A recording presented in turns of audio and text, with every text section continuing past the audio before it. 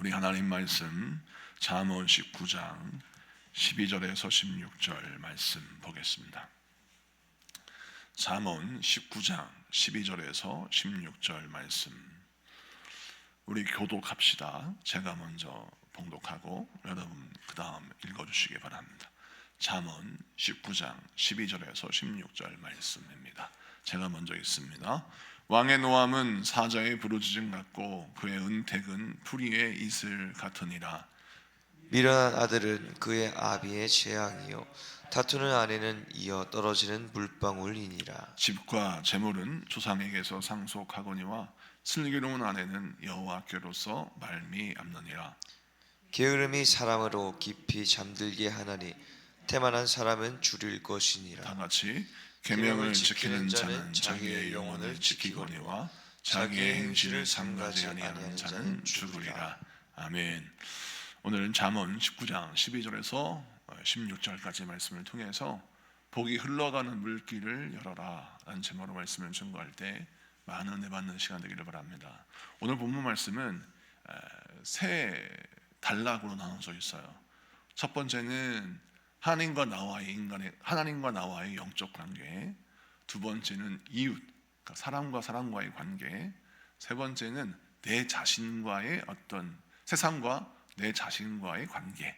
이 세 가지 관계에서 하나님의 복이 어떻게 임하는가를 설명하고 있습니다. 여러분 12절을 볼까요? 12절을 보면 왕의 노함은 사자의 부르짖음 같고 라고 있습니다. 이 12절은 잘 풀어야 합니다.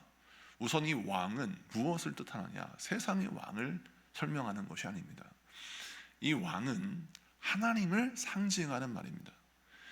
하나님의 분노, 하나님의 노함은 사자의 부르짖음 같다. 이 사자는 여러분 긍정적인 의미가 있고 또 부정적인 의미가 있어요.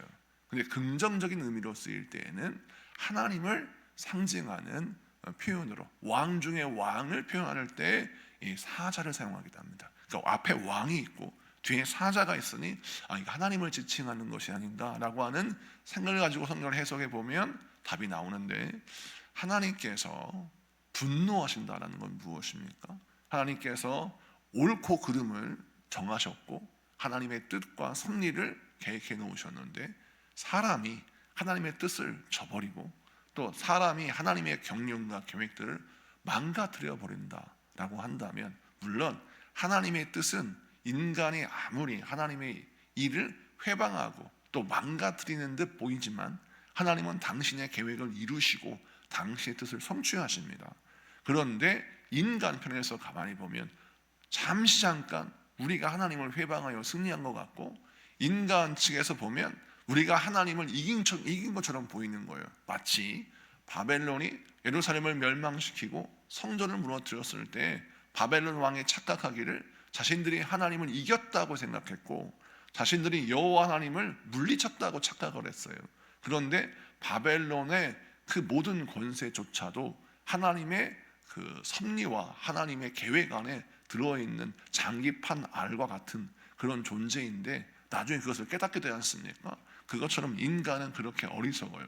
자, 하나님의 진노, 하나님의 분노는 어떻게 유발됩니까? 어떻게 초래돼요? 하나님의 뜻을 저버리고 하나님을 회방하며 하나님의 뜻에 어긋났을 때 하나님이 진노하지 않습니까? 자, 그 진노가 사자의 부르짖음 같다. 그러므로 우리가 신앙생활할 때 하나님과 나와의 영적 관계에서 하나님이 싫어하시는 것, 하나님이 우리에게 말씀하신 말을 잘 듣고 하나님의 옳고 그름을 분별하여서 하나님의 옳다 여기는 것을 지지하고 하나님이 인도하신 길을 걸어가는 것이 지혜로운 길이다라는 것입니다. 그런데 하나님께 대항하고 하나님을 대적하고 하나님의 뜻을 저버리고 내가 하나님을 이길 수 있다고 생각하는 것 자체가 사자 앞에 내가 아무런 무방비 상태로 서는 것과 같다라는 것이죠.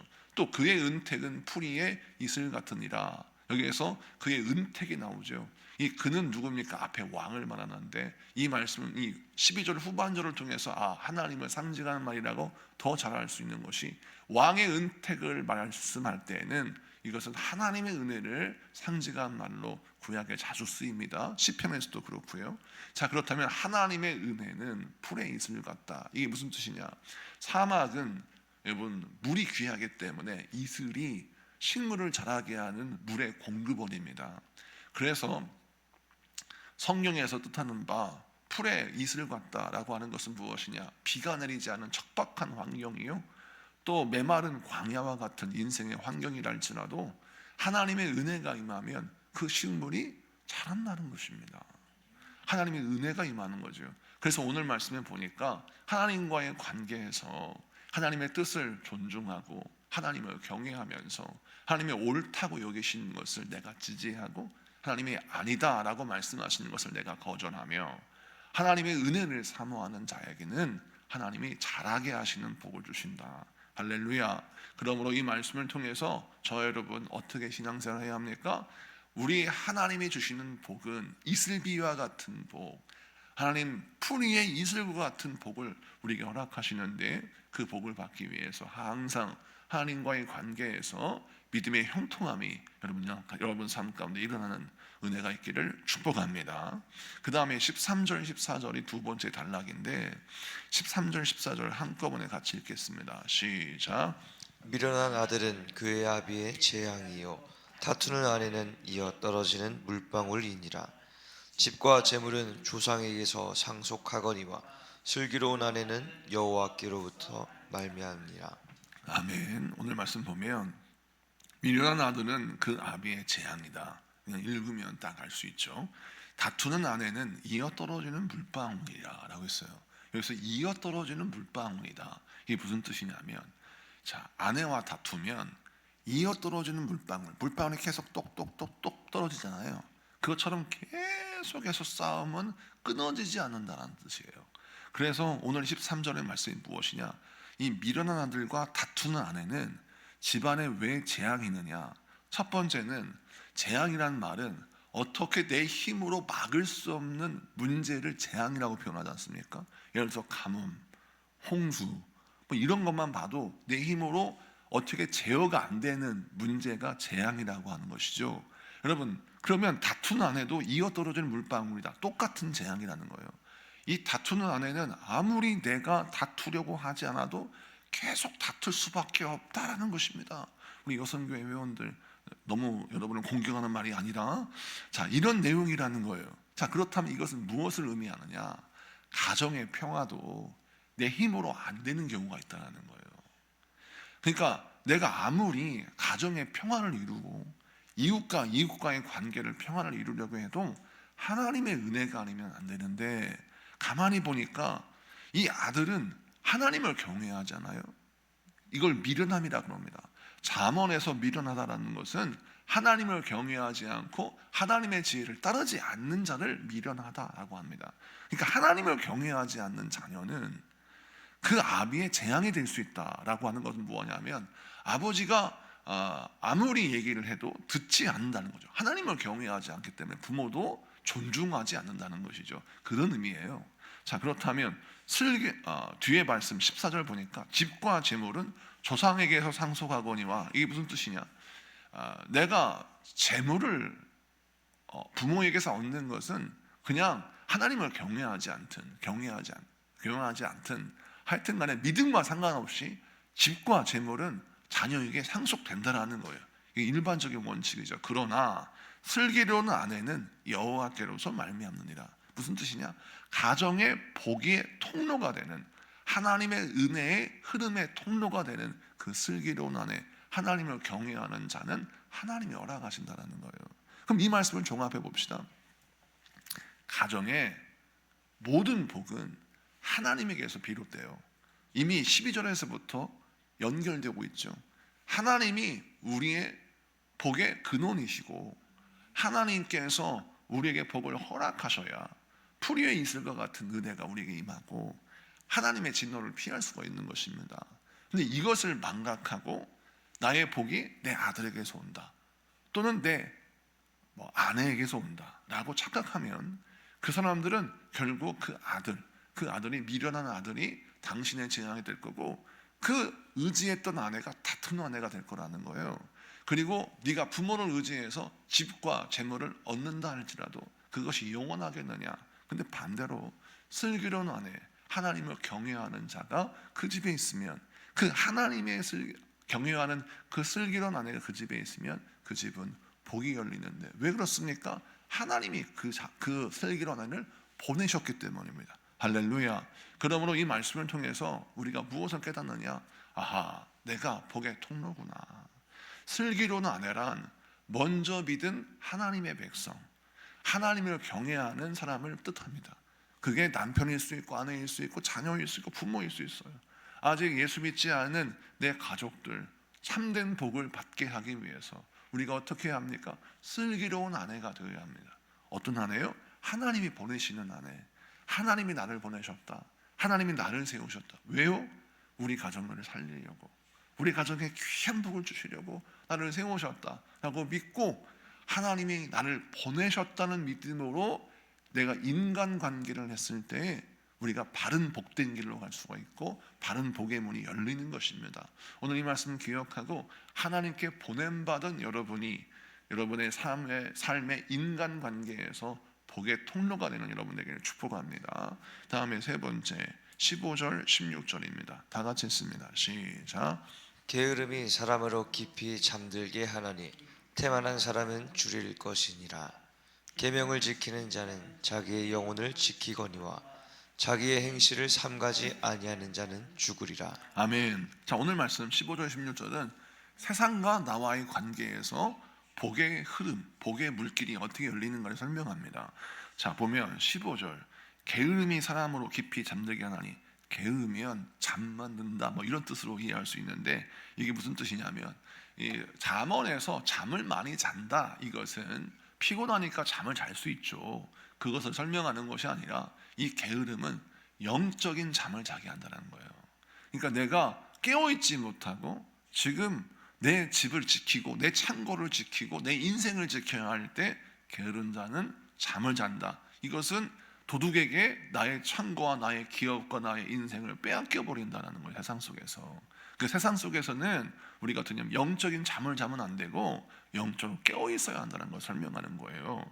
그 다음에 태만한 사람은 줄일 것이다. 이거 무엇인지 앞에 연결됩니다. 세상은 이 악한 원수 마귀들이 여러분의 기업을 빼앗아서 하나님의 백성들이 줄이게 함으로 말미암아 예수 믿어도 소용없다, 네가 하나님을 경외한들 너의 인생 가운데 무슨 복이 있느냐, 이런 프레임을 씌우고 이런 속임을 우리에게 씌워서 하나님을 경외하는 자들을 욕되게 하고 하나님을 믿고 섬기는 자들을 좌절하게 만드는데 목적이 있는데, 이런 삶 속에서 우리가 영적으로 깨어있지 못하면 결국 사단의 올무에 걸려버린다는 거예요. 사단의 올무는 무엇입니까? 하나님이 여러분에게 허락하시는, 마땅히 하나님의 백성들에게 허락하시는 복을 빼앗아 버리는 거예요. 그러므로 여러분, 우리가 신앙생활 할 때 항상 무엇을 지켜야 하느냐? 하나님이 우리에게 허락하신 복을 지켜야 할 줄로 믿습니다. 그러기 위해서 우리가 어떻게 해야 합니까? 영적으로 깨어 있어야 하는 것이죠. 영적으로 깨어 있는 자들은 어떻게 합니까? 16절 보겠습니다. 16절 계명을 지키는 자는 자기의 영혼을 지키거니와, 딱 나오죠. 이 계명이 무엇입니까? 하나님의 말씀을 설명합니다. 하나님의 말씀이 나에게 주어졌어요. 그럼 그 말씀을 지키는 겁니다. 그 말씀을 지키는 것이 영적으로 깨어있는 것이요, 그 말씀을 지키는 것이 게으르지 않는 것입니다.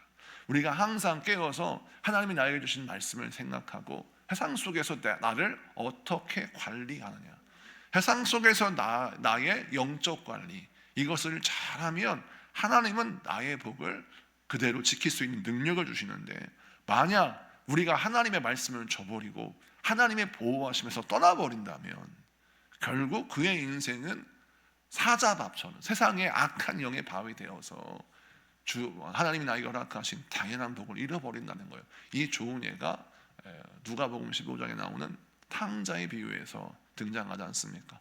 아버지의 보호하심과 아버지의 돌보심을 떠났을 때 그는 아무리 자기의 물질을 잘 사용한다 할지라도 하나님의 품 안에서, 아버지의 품 안에서 떠났을 때 결국 허랑방탕할 수밖에 없는 유혹에 빠지는 겁니다. 허랑방탕하다는 게 무엇입니까? 하나님의 계명을 떠났다라는 거예요. 하나님의 계명을 떠나니까 올바른 판단을 하지 못하고 올바른 선택을 하지 못해서 결국 자기가 가진 기업을 잃어버리는 겁니다. 이것이 바로 오늘 말씀에 자기를 계명을 지키지 않음으로 말미암아 자기 영혼을 잃어버리고 자기 인생의 기업을 잃어버리는 것이에요. 근데 반대로 우리가 하나님 안에서 자기의 계명을 지키면 어떤 일이 벌어져요? 나의 영혼도 지키고 나의 기업도 지키는 것이죠. 그래서 여러분, 세상과 나와의 관계에서 나를 지키는 것이 무엇입니까? 하나님의 말씀을 지키는 것입니다. 하나님의 말씀을 지켰을 때 하나님이 우리가 나가신 복이 허락되고 지켜진다는 거죠. 말씀을 마치고 정리합니다. 오늘은 복이 흘러가는 세 가지 통로를 설명했습니다. 첫 번째는 하나님과 나와의 영적 관계, 우리가 이것을 잘 관리해야 되고, 두 번째 사람과 사람과의 관계, 세 번째 세상과 나와의 관계, 이 세 가지 관계의 통로를 잘 지켰을 때 복이 그 세 가지 통로를 통해서 흘러가고 부어지고 허락될 줄로 믿습니다. 우리 다 같이 공동 기도문 같이 선포하며 기도하겠습니다.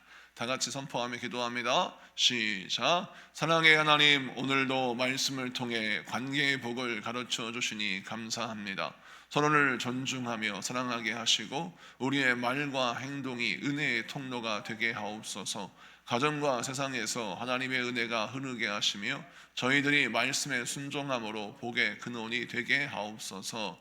게으름을 버리고 깨어 기도함으로 말씀을 지켜내게 하시고 주의 사랑 안에서 복된 은혜의 물길이 열려 우리 삶을 풍성하게 하옵소서. 예수 그리스도의 이름으로 기도드립니다.